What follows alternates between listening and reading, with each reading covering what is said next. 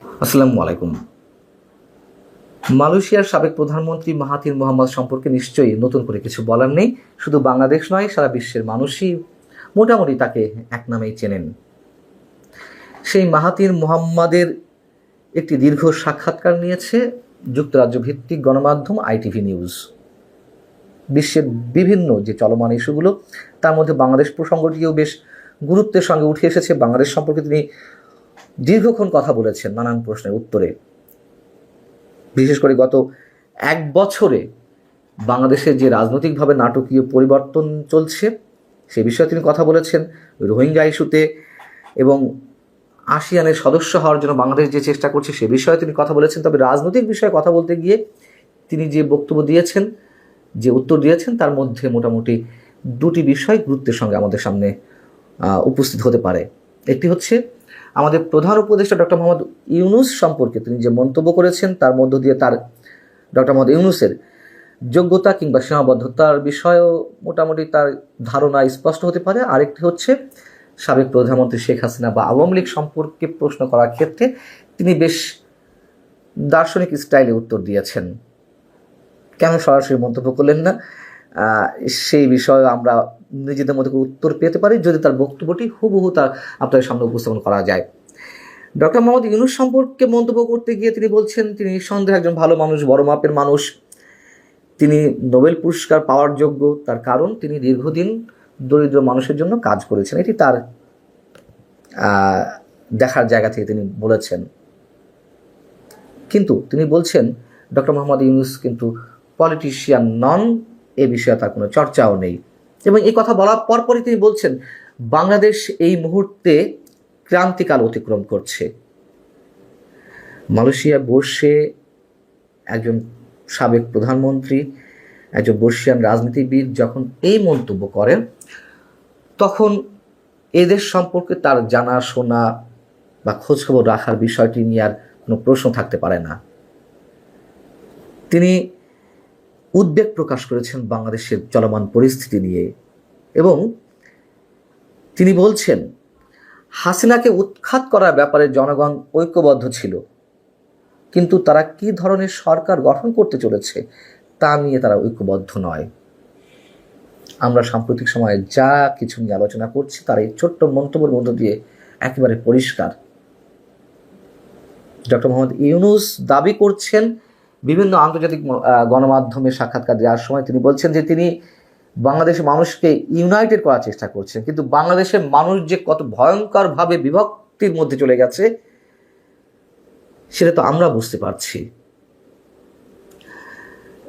Mahathir Mohamad বলছেন প্রত্যেকে চায় তার নিজস্ব ধারণার সমগ্র দেশ গ্রহণ করুক, অর্থাৎ বাংলাদেশের রাজনীতিবিদদের ক্ষেত্রে বা রাজনৈতিক দলের ক্ষেত্রে তিনি মন্তব্য করছেন। এবং এটি একটি প্রধানতম সমস্যা, গুরুতর সমস্যা। যারা ঐক্যবদ্ধ ছিল তাদের মধ্যে এখন দ্বন্দ্ব রয়েছে এবং এই দ্বন্দ্ব, এই মতানৈক্য যে বাংলাদেশকে গভীর সংকট থেকে আরও সংকটময় মুহূর্তে নিয়ে যাচ্ছে, সংকটময় পর্যায়ে নিয়ে যাচ্ছে, সেই বিষয়ে তিনি তুলে ধরার চেষ্টা করেছেন। এর চেয়ে তার খোলাসা করে বলার কিছু নেই। তার কাছে প্রশ্ন ছিল আওয়ামী লীগ সম্পর্কে এবং শেখ হাসিনা সম্পর্কে। প্রশ্ন ছিল এরকম যে আগামী বছর বাংলাদেশ যখন নতুন নির্বাচনের দিকে এগিয়ে যাচ্ছে তখন আওয়ামী লীগের ভবিষ্যৎ ভূমিকা নিয়ে বিতর্ক রয়েছে। এক দশকেরও বেশি সময় ধরে বাংলাদেশের রাজনীতিতে আধিপত্য বিস্তারকারী দলটিকে কি নির্বাচনে অংশগ্রহণের অনুমতি দেওয়া উচিত? এই প্রশ্নের সরাসরি কোনো উত্তর তিনি দেননি। হতে পারে একজন বর্ষিয়ান রাজনীতিবিদ আর এক দেশ সম্পর্কে কূটনৈতিক সুলভভাবে তিনি উত্তরটি দিয়েছেন, তিনি অশোভনীয় কোনো মন্তব্য করতে চাননি, অথবা তিনি বর্তমান সরকারের বিরুদ্ধে স্ট্রেট কিছু বলতে চাননি। কিছু একটা হবে তো। তিনি যেটি বলছেন এটাই গণতন্ত্রের সমস্যা। মানুষ সবসময় সেরাটি বেছে নেয় না, কখনো না কখনো তারা ভুল করে, ভুল লোকদের বেছে নেয়। এবং খানিকটা থেমে তিনি বলছেন কিন্তু বাংলাদেশের মানুষ যদি সাবধানে চিন্তা করে এবং তাদের পছন্দ করে, কাদের পছন্দ করে, আমরা কি ধরে নেব যে তিনি আওয়ামী লীগের কথা বলছেন, ঠিক জানি না।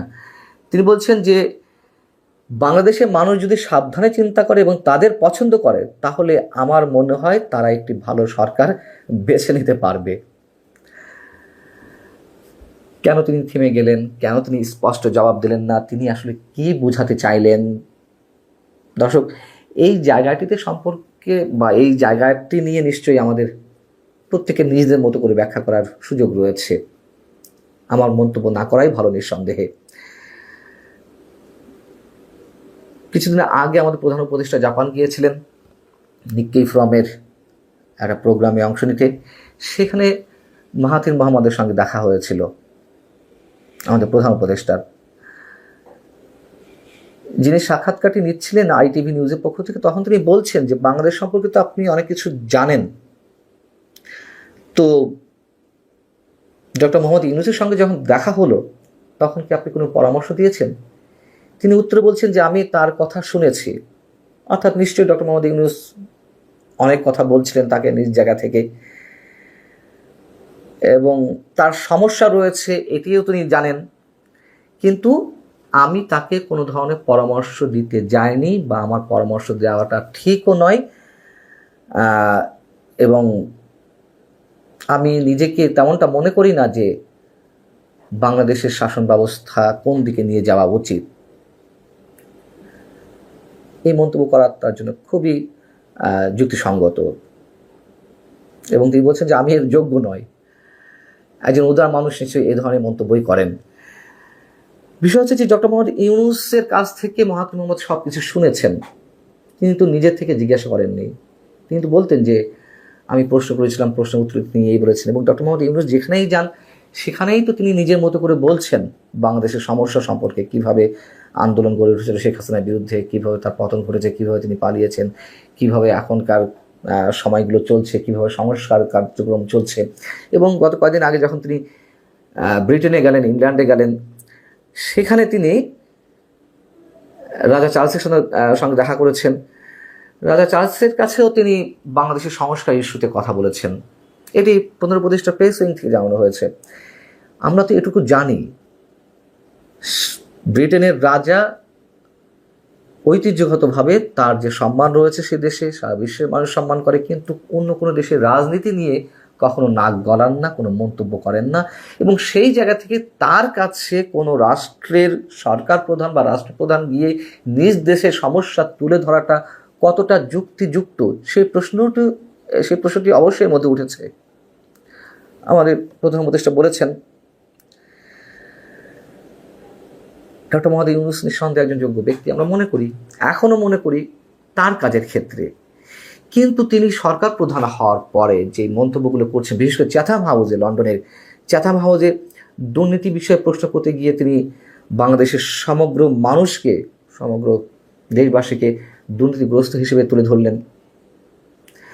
বাংলাদেশের মানুষ টাকা খেয়ে ভোট দেয়, মানে তিনি খুব সরলীকরণ করে ফেললেন সব কিছু।